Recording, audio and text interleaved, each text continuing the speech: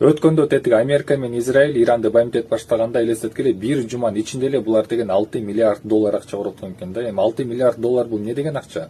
Ошондой эле тетиякта истребительдер, бомбалар, ракеталар, октор бул бүт бартын бекер эмес да. Булар деген бир жактан каржыланат да. Анан кайсыл жактан десе, караңыздар, Америкада 5 компания бар, ошол военный техника чыгарган. Эми ошол 5-өн тең каржылаган баягы эле 3-өө да. Мына BlackRock, Vanguard, State Street. Ишенбесек, мына ар бирөөнө бирден көз чаптырып көрөлүк. Эң биринчи Boeing'тен баштайлык. Boeing'тен бул жана истребитель чыгарат. Ал ким каржылайт десе, мына баягы эле 3-өө жүрөт. Мына Vanguard, BlackRock, анан State Street.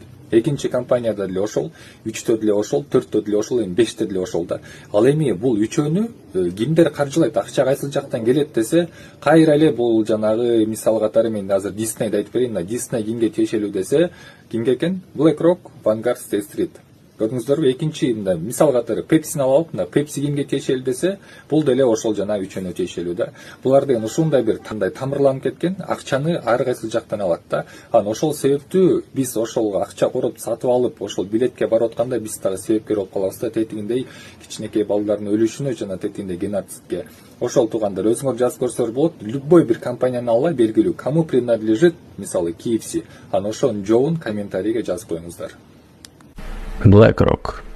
Большинство людей никогда не слышали об этой компании.